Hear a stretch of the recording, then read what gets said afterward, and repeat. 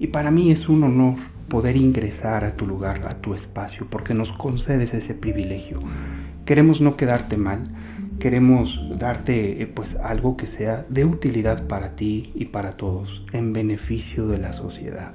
No venimos a darte tips como marrulleros en el sentido de que hazle de esta manera y vas a ganar el juicio, vas a sacar a las personas responsables de prisión. No. Vamos a enseñarte a defender la norma, porque en un Estado constitucional y democrático de derecho, las normas valen, las normas se aplican, las normas tienen vigencia y en ese sentido los operadores jurídicos deben tener los conocimientos suficientes y necesarios para interpretarla, para conocer su alcance, su extensión y desde luego para resolver casos concretos, en la medida siempre de que se respeten los principios constitucionales a que se refiere el proceso penal acusatorio. Yo vengo a hablarte este día de el Código Nacional de Procedimientos Penales desde la visión del penalista. Sin embargo, quiero pedirte también que llames a tus colegas, compartas el link, diles que ya estamos en vivo en este momento, que vamos a platicar un ratito acerca de este tema, que vamos a dejar pues algunas preguntas al aire, voy a hacerte algunos planteamientos con los que quiero que reflexiones junto con nosotros. Quiero incluso darte pues algunos aspectos importantes de la dogmática jurídico-penal y desde luego cómo ha hecho fusión, comunión, este aspecto del derecho penal sustantivo con el adjetivo. Vamos a estar platicando algunos temas de esos y desde luego pues platicarte también, exhortarte que pronto pues como lo dice el maestro Eric vamos a tener cursos de capacitación en donde vamos a profundizar cada uno de estos temas. Ahora bien, lo que nosotros vemos allá afuera, cualquier situación, una persona manejando su bicicleta, una chica manejando su vehículo, una persona vendiendo ambulantaje allá en la esquina de donde tenemos nuestros hogares, personas asistiendo al colegio, el policía afuera del colegio, pues dando la entrada a los menores, los profesores que llegan a la escuela, todos estos sucesos fácticos que nosotros podemos visualizar con nuestros sentidos, difícilmente pueden ser reproducidos en juicio, difícilmente pueden ser reproducidos incluso en audiencias preliminares, difícilmente pueden llegar en su justa dimensión al conocimiento del órgano jurisdiccional. De modo y manera que si en el mundo de los hechos, a una hora, en un momento determinado, una persona ingresa a la preparatoria, ponle el nombre que tú quieras, 5 minutos antes de las 7, resbala y tiene algún problema con su salud porque probablemente se golpea la cabeza. Bueno, estos hechos difícilmente podrán ser reproducidos en su exactitud ante el tribunal jurisdiccional. Y es que mira, hay muchos factores que impiden el conocimiento íntegro del asunto. Definitivamente nosotros debemos tener en el radar de que los juzgadores en ocasiones están, digamos que predispuestos con base en sesgos, con base en concepciones anteriores acerca de su experiencia, con base en temas probatorios que el Código Nacional de Procedimientos Penales le indica cómo debe proceder. Incluso ese mismo hecho tiene reglas de demostración completamente diferentes en un sistema y en otro sistema. De manera que si tú volteas hacia el pasado vas a encontrar el sistema tradicional, en el cual, desde luego, pues fue derrotado por la reforma constitucional en materia de seguridad y justicia de 2008. Desde luego que eso no significa que a partir de 2008 todos los sucesos van a ser tramitados a la luz del sistema penal acusatorio, pero hay reglas que te voy a enseñar que son muy específicas para que puedas verificar a modo de diagnóstico qué sistema exactamente entra en juego. Imagínate qué vergonzoso sería que acudan contigo, abogado, abogada, ayúdeme porque mi hijo está en prisión. Tuvo problemas hace como 10 años y supuestamente mató a una personita. Y entonces puedes irte con la finta de que ese asunto necesariamente deba sustanciarse a la luz del procedimiento tradicional. Sin embargo, hay una serie de reglas que tú debes verificar como operador jurídico para que puedas determinar con precisión cuál de los sistemas de entrada es por el cual debe caminar la vía de investigación. De modo que si tú tomas el asunto un poco avanzado, una vez generando este diagnóstico jurídico penal, con base en el sistema, tú ya vas a saber qué debes tener en las manos una vez que acudas con la autoridad, una averiguación previa o una carpeta de investigación. ¿Qué sucede cuando obtienes una u otra en vez de la otra? Hay temas de nulidad. Sin embargo, esto en ocasiones pasa allá afuera, pero los operadores jurídicos no se dan cuenta. Hacen valer otro tipo de situaciones que, dicho sea de paso, son fácilmente controlables por la vía del agravio y en apelación. Por ejemplo, todos mienten porque hay ambivalencias en cuanto a la vestimenta, en cuanto a la coloración de algunos objetos, de algunas ropas. Eso es fácilmente respondible.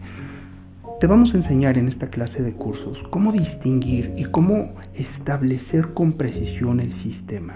De entrada, tú debes establecer el qué.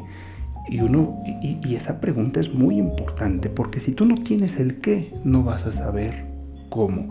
Es más, si tú empiezas a teorizar sobre el cómo, pero sin tener el qué, créeme que va a ser un despropósito.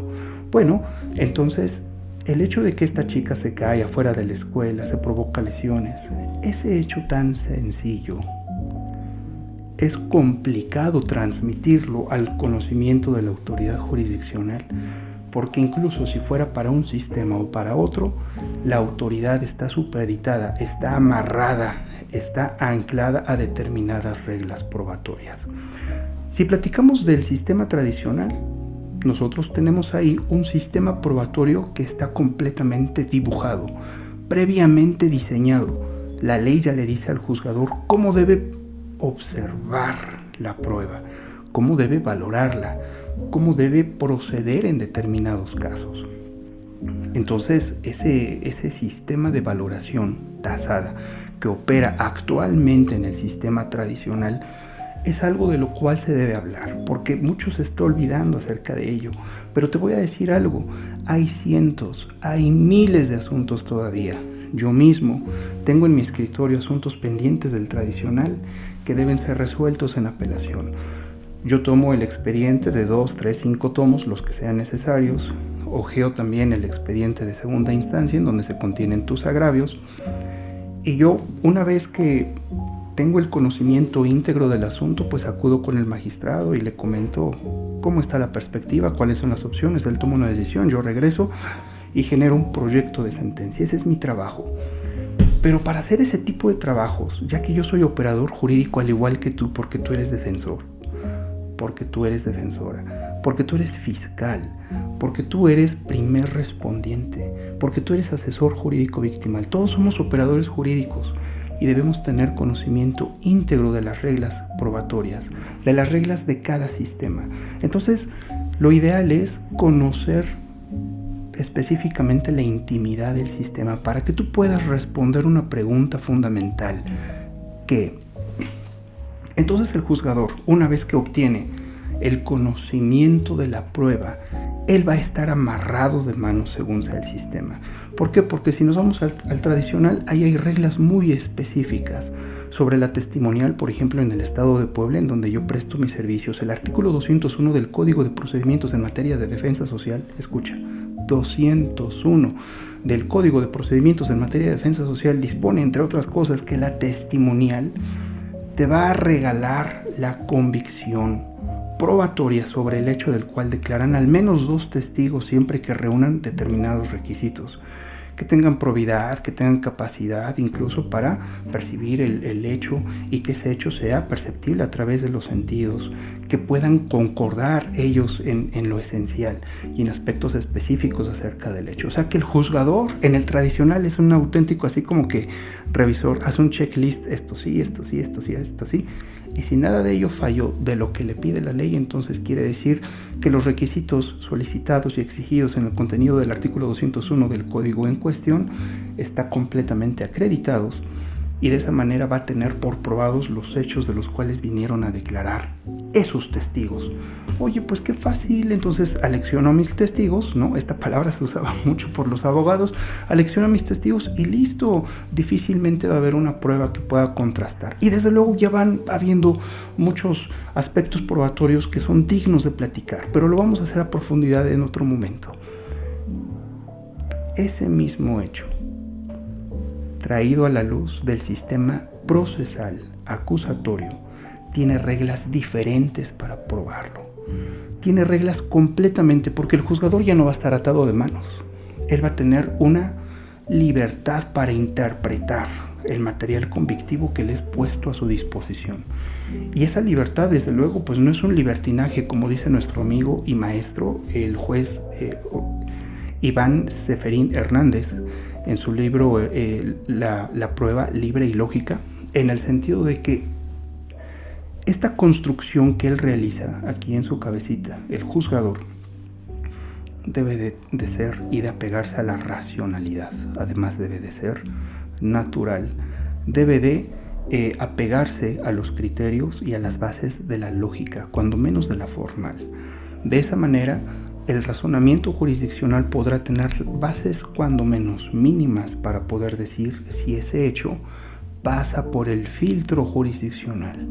Una vez que ese hecho ya pasó por el filtro jurisdiccional en uno y en otro sistema, esto es, una vez que el juzgador pueda decir que tuvo por acreditado que una niña a tales horas afuera de una escuela de determinadas características y nombre, incluso razón social, cae y se produce unas lesiones, entonces ahora sí podrá él calificar jurídicamente esa conducta.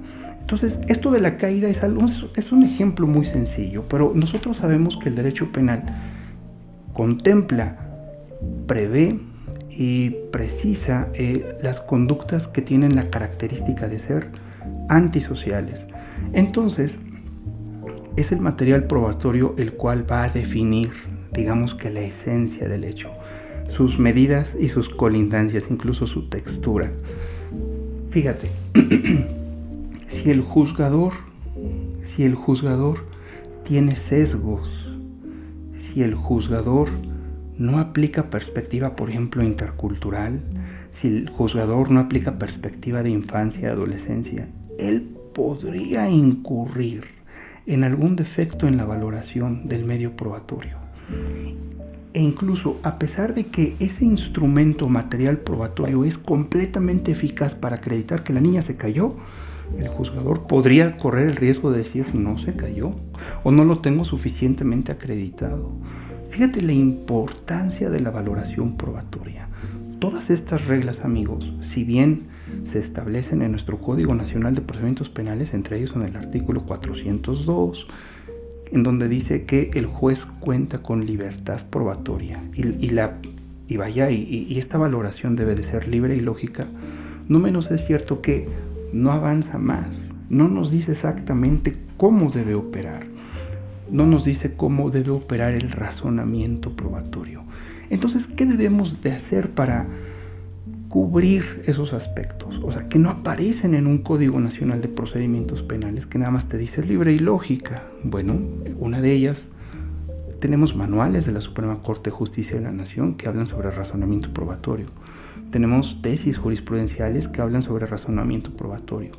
Tenemos otros aspectos que tienen que ver con la perspectiva de la infancia y adolescencia, perspectiva intercultural. Tenemos que visualizar los estereotipos, por ejemplo, al momento de investigar los hechos delictivos, etc. Ahora bien, imagínate, el juzgador depende de sus criterios, de la manera en cómo aplica el razonamiento probatorio para saber qué ocurrió allá afuera. Pese a que el hecho es muy simple, como lo que te digo, que una niña resbala, cae y se golpea. Pese a que eso es bastante simple, el juzgador depende de la manera en cómo él va a razonar y qué tratamiento le va a dar a los medios probatorios.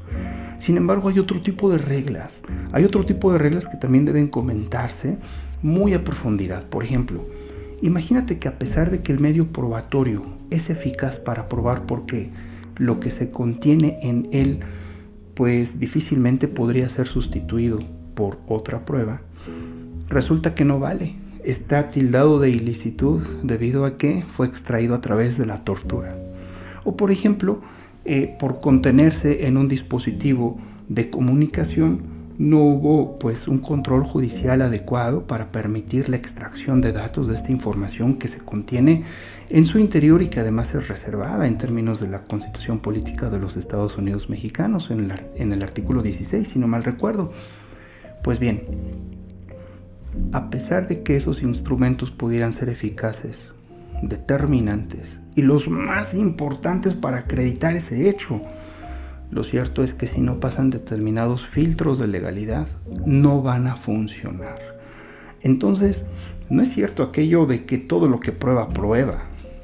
Vaya, el juzgador de entrada está condicionado por los sesgos que pudiera tener, insisto, está o puede estar condicionado con la valoración probatoria que rige en cada sistema, puede estar condicionado con la interpretación que le da a las reglas probatorias e incluso puede estar condicionado a los estándares de prueba que se solicitan en cada fase procesal e incluso en cada acto procesal. Por ejemplo, providencias precautorias, medidas cautelares, la orden de aprehensión, la vinculación a proceso, la sentencia definitiva.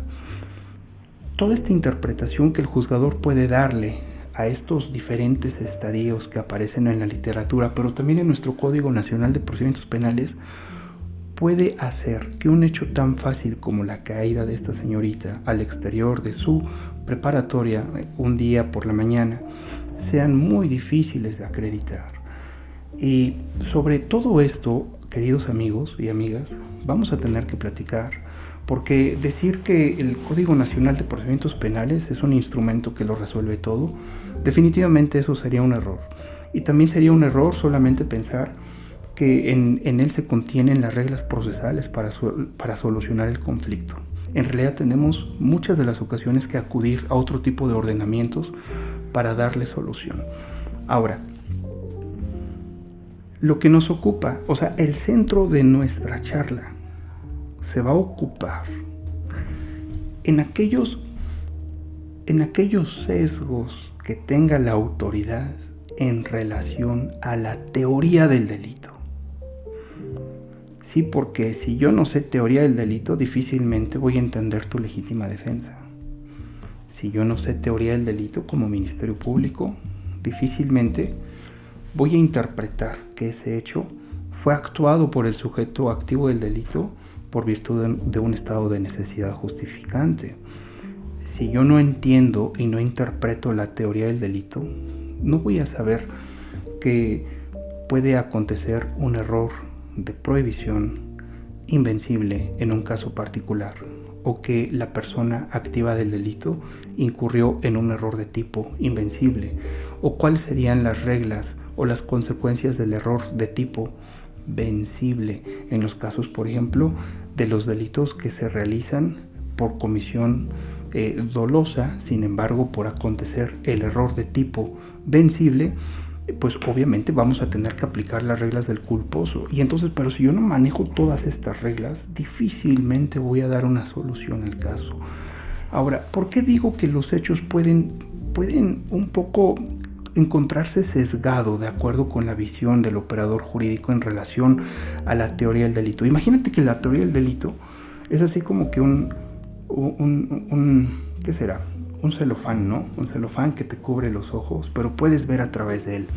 Sin embargo, si ese celofán, o si esa máscara, o si esos lentes, esas gafas, tienen alguna propiedad en especial, podrías visualizar a partir de ello determinados elementos en la realidad que de quitártelos, esos elementos desaparecen, ¿no? Entonces, la teoría del delito prácticamente es eso. Vamos a explicar a profundidad que la teoría del delito es un metalenguaje con el que tú entiendes otro lenguaje. Imagínate que quieres aprender francés y tú vas a una escuela a preguntar por sus cursos y te dicen, sí damos francés, pero ¿qué crees? Solamente lo explicamos a través del inglés. O sea, que tú tienes que hablar primero inglés para que a partir de ese idioma te expliquemos el francés. Y tú dices, no, pero yo solamente sé hablar español, ¿no? Y así en todas las escuelas. Ocurre lo mismo con la teoría del delito.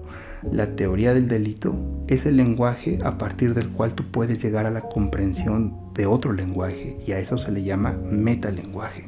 Esto es que la ciencia jurídico-penal, digamos que es aquella ciencia del conocimiento del derecho que se encarga de estudiar o tener como objeto de estudio a través de determinados métodos científicos el ordenamiento jurídico. O sea que para mejor comprensión de los textos legales que se comprenden en tu código penal, necesitas la ciencia jurídico-penal, la dogmática jurídico-penal, necesitas teoría del delito, porque todo esto es el metalenguaje que te va a ayudar a entender el lenguaje que se contiene en los ordenamientos jurídicos. ¿Qué sucede si no conozco este metalenguaje denominado teoría del delito? Bueno, pues no voy a tener ese visor, no voy a tener ese celofán o esa máscara. No, voy a estar desprovisto de esa herramienta, de modo que voy a ver una realidad bastante plana, bastante factual, pero no normativa, difícilmente. En palabras del gran maestro Enrique Díaz Aranda, en su libro El Dolo, en las primeras hojas advierte una frase muy exquisita que dice: ay de aquellos abogados prácticos, dice, ay de aquellos abogados prácticos. Ah, no, yo nada más aplico lo que dice la ley, refiriéndonos al código sustantivo, al código penal. Si tú no sabes dogmática jurídico-penal, si no sabemos teoría del delito, difícilmente vamos a poder darle alcance e interpretación justa y correcta a los textos legales que se contienen en el código penal. Por eso es muy importante conocer teoría del delito. Danos un ejemplo, maestro. Fíjate, cuando nosotros colocamos la teoría del delito y aparte le ponemos, digamos que otro umbral, otra manera, otra perspectiva, otro celofán, vaya, otra máscara, ¿no? O sea, teoría del delito y otra más, perspectiva de género. Nosotros vamos a visualizar con estas dos herramientas que la conducta de la mujer violentada durante muchos años al interior de su casa por su marido, cada vez que llega pues tomado en la noche, la golpea, en el que ella pues un buen día aprovecha que él está dormido y harta de la situación, pues sencillamente lo priva de la vida, estando dormido. Y entonces tú dirías, no, a ver, eso es ventaja.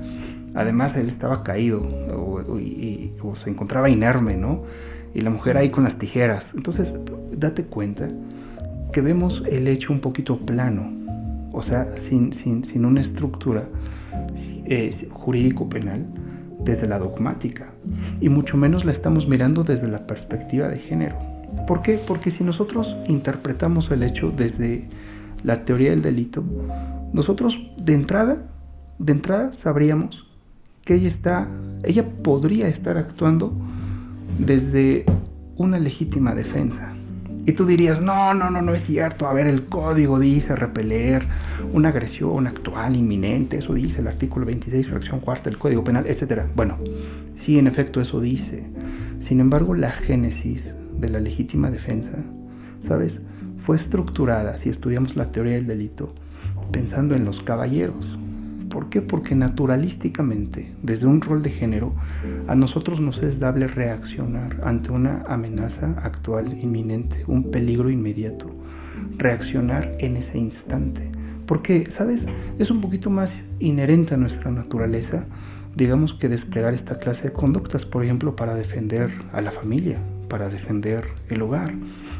Y tú me dirías, oye, ya estás hablando muy machista. En efecto, para eso es la perspectiva de género.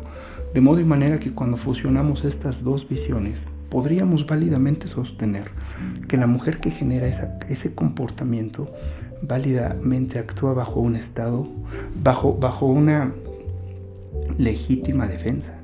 En efecto, ¿por qué? Porque esta causa de exclusión del delito que se contiene en el artículo 405, fracción segunda del Código Nacional de Procedimientos Penales, puede válidamente aterrizar en su caso para el hecho de que el juzgador observe sus circunstancias particulares, para que el juez, digamos, perdón la expresión, lo voy a decir con mucho respeto, no sean tan cuadrados y no se vayan a la literalidad del texto legal, porque detrás del texto legal, insisto, hay una plataforma argumentativa que se llama teoría del delito, que permite darle una cosmovisión muy específica a la legítima defensa, que cuando argumentamos además desde la perspectiva de género, entonces, digamos, tenemos una visión completita acerca del caso, y es como podemos entender el comportamiento de aquella mujer que en un amparo en revisión de la primera sala de la Suprema Corte de Justicia de la Nación,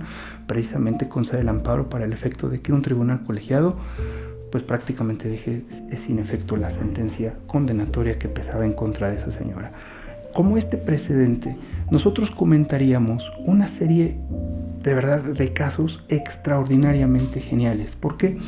Porque no solamente es dable conocer la teoría del delito, que ya dijimos es un metalenguaje que nos enseña y nos da la oportunidad de conocer un lenguaje de destino que es la norma jurídica, que es la norma penal general y abstracta elaborada por el legislador y que aparece en los códigos penales, en los textos legales, sino que también lo vamos a juntar con otro tipo de perspectivas, por ejemplo el de la infancia y adolescencia, perspectiva intercultural, por ejemplo asociado a los estereotipos en la investigación de los delitos, perspectiva de género. Cuando nosotros tenemos conocimiento integral de todos estos digamos, filtros, vamos a ver, a observar en el hecho de que una señorita queda fuera de su escuela y que es un hecho muy sencillo, vamos a tener una visión mayormente periférica que nos va a auxiliar a resolver el asunto con mejor propiedad, que se corresponda desde luego con un Estado constitucional y democrático de derecho. Eso significa, queridos amigos, que necesitamos operadores completamente capacitados, completamente preparados, que tengan, digamos, en su cabecita, que tengan todo lo necesario para interpretar los textos legales que tienen al interior de un código, el Código Nacional de Procedimientos Penales, el Código Penal para el Estado Libre y Soberano de Puebla, el Código Penal para la Ciudad de México, el Código Penal Federal, porque debes saber, queridos amigos y amigas, estos códigos sustantivos recogen una serie de reglas del derecho penal. Y eso desde luego que a ti te interesa, porque en nuestras audiencias preliminares e incluso para nuestros alegatos de apertura, clausura, en la recta final del procedimiento penal acusatorio, que es allá donde se desahoga el juicio oral, necesitamos de estos argumentos para exponer algo en favor o en acusación de la persona en conflicto con la ley. Necesitamos esta visión de la teoría del delito. Necesitamos poder argumentar aspectos de atipicidad, aspectos de error, por ejemplo, excluyentes del delito, temas de prescripción. Bueno, todo esto que te interesa, desde luego, pues son aspectos que se observan en la parte sustantiva, en el Código Penal, pero que también se enlazan y se conectan con el Código Nacional de Procedimientos Penales. Y tú dirías, bueno, lo de menos es concatenarlos y verificar cuál aplico. Pero te voy a decir algo, no es tan fácil. Un ejemplo, secuestro. Desde luego cometido después de 2012, porque en 2012 aparece una ley general en el Estado mexicano en donde se previene, se sanciona, se trata de erradicar el delito de secuestro, ¿no? Esta ley general pues ha tenido algunas reformas y tú sabes que de acuerdo con el principio de especialidad que aparece regulado en el artículo 13 del Código Penal de la Ciudad de México, insisto, artículo 13 del Código Penal de la Ciudad de México, principio de especialidad, nosotros tenemos que irnos a las leyes especiales. Y la ley general de secuestro pues es una ley especial. Y ya sé lo que estás pensando. Seguramente en el código del lugar en donde me escuchas también aparece ahí regulado el delito, la figura delictiva de secuestro, ¿no? Privación ilegal de la libertad en su modalidad de secuestro. Y seguramente ya sé lo que estás pensando, que tienes infinidad de asuntos que has conocido, que has visto, has resuelto, que vienen previstos y sancionados, así invocado por la representación social, a través o por inmediación de la figura de secuestro que se contiene en tu Código Penal, pese a que los hechos fueron realizados después de la entrada en vigor de la Ley General. ¿Qué pasó ahí? Bueno, de entrada, hay un error en el ejercicio de la acción penal, porque no se observó el principio de especialidad, y eso hay que corregirlo.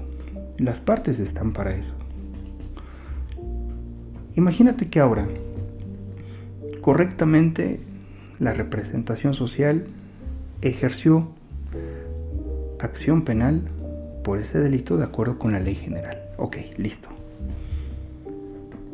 Sin embargo, necesita invocar algunos aspectos de teoría del delito. Por ejemplo, necesita dirigirse al dolo, necesita precisar la autoría y participación. Incluso para la solicitud de la individualización de la penalidad, el Ministerio Público tiene que precisar en su acusación todo lo relacionado con la individualización de las penas.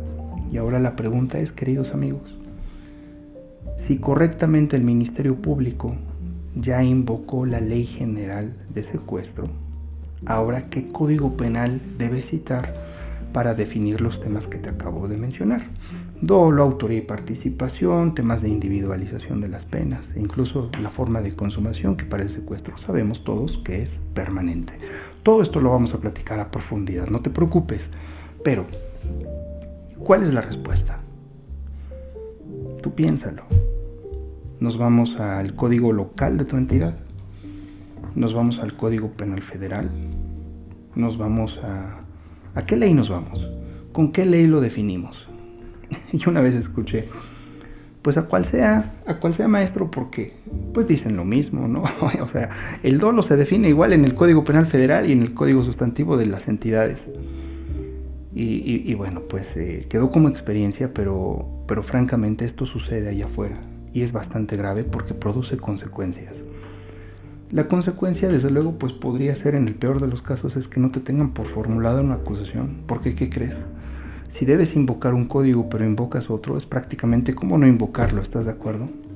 Entonces, el ejercicio de la acción penal debe de ser muy específico, muy técnico, debe no tener equivocaciones. Mira, la configuración normativa, que no es otra cosa más que el conjunto de artículos que entran en juego en un caso particular, que invoca la representación social, debe de ser específica.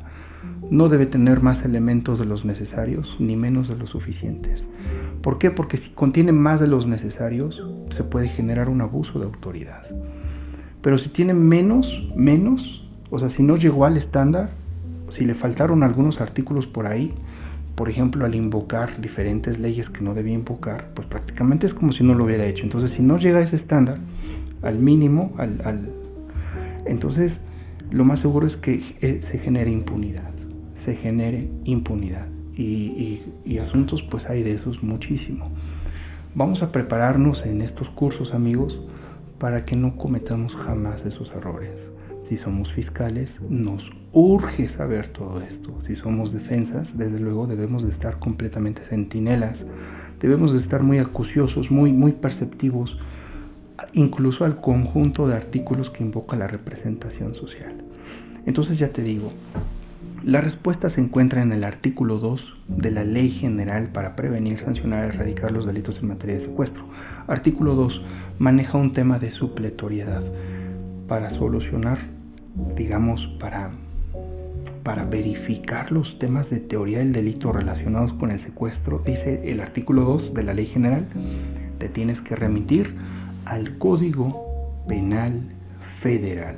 Eso quiere decir que por mucho que el asunto haya sido en territorio poblano, en territorio michoacano, allá en donde tú me digas, por mandato del artículo 2 de la Ley General, el Ministerio Público debe invocar para construir la figura delictiva aspectos de dolo, autoridad de participación, individualización de la pena, grado de ejecución de la conducta pudiendo ser consumados y en grado de tentativa, el Código Penal Federal. Si quieres verificar temas de prescripción, Código Penal Federal.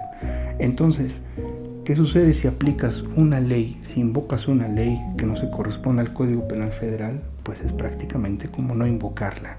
Y acuérdate que cuando tu configuración normativa, que es el conjunto de artículos que entran en juego en un caso determinado, tiene menos de los necesarios, tiene menos artículos de los necesarios, entonces eso puede generar impunidad.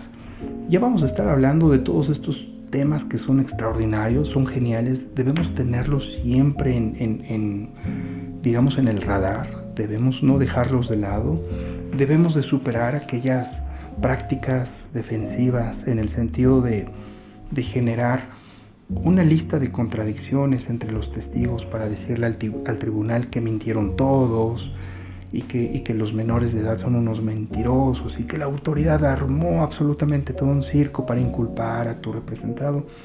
Creo que yo estoy muy convencido de que los operadores jurídicos de este siglo, de este proceso penal acusatorio, de esta era del derecho penal mexicano, podemos ser mayormente como cirujanos, ¿sabes? Vamos a poder o debemos poder detectar el qué y posteriormente visualizar el cómo. Desde luego, pues no va a ser todo lo que platiquemos. Justamente ahorita de seguro surge en tu cabecita que la teoría del delito aparece en diferentes momentos del Código Nacional de Procedimientos Penales. Hay quienes cuentan 10 figuras sustantivas dentro del Código Nacional, hay quienes contamos 11 figuras y hay quienes dan otros números. Como sea, todas ellas las vamos a platicar. Fíjate que el artículo 141 del Código Nacional de Procedimientos Penales, en el párrafo segundo, ahí se contempla la clasificación jurídica, desde luego con sus elementos que ya conocemos todos: tipo penal, grado de ejecución, forma de intervención, naturaleza dolosa o culposa de la conducta, la clase de concurso, si es que opera, desde luego. Hay quienes me preguntan: oye, ¿qué es el concurso? ¿Qué es el concurso ideal? ¿Qué es el concurso real? Oye, ¿existe alguna cláusula de salvedad en los concursos? Y obviamente nosotros explicamos a saciedad qué son estas figuras, queridos amigos. Obviamente nosotros vamos a procurar prepararte para desempeñarte con propiedad, con todo conocimiento en el mundo laboral. Y bueno, pues nada, dejarte solamente con estas ideas. En conclusión, yo podría decir que si nosotros queremos hablar del Código Nacional de Procedimientos Penales, si somos penalistas, procesalistas, ¿sabes? Necesitamos un componente más: la teoría del delito. La necesitamos porque es un metalenguaje que nos va a ayudar a comprender el lenguaje del derecho penal sustantivo, que se encuentra tanto en los códigos penales como en el Código Nacional de Procedimientos Penales. Insistimos que hay alrededor de 10 figuras sustantivas, quizá 11, en el segundo de los ordenamientos invocados. Necesitamos teoría del delito.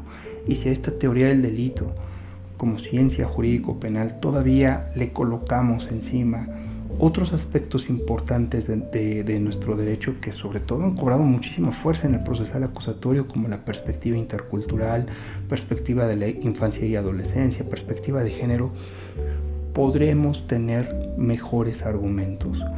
Podremos ocuparnos del cómo. ¿Por qué? Porque podríamos incluso definir con mayor propiedad el qué. El qué, comenzando con qué sistema aplica, desde luego qué figura delictiva tenemos enfrente de nosotros, cómo nombrarla, cómo verla desde sus diferentes facetas de la teoría del delito y desde luego con las perspectivas que te he comentado, y cómo darle un cauce jurídico. Todo eso es lo que tú necesitas. Todas estas herramientas son las que tú necesitas para trazar como arquitecto una teoría del caso. Entonces, pues amigos, yo devuelvo el micrófono a mi amigo y maestro Eric Vázquez. Yo voy a escuchar tus tus dudas, tus opiniones, tus quejas, querellas, imputaciones, denuncias y todo lo que haga falta. Y estoy a tus órdenes, querido amigo, querida amiga. Gracias.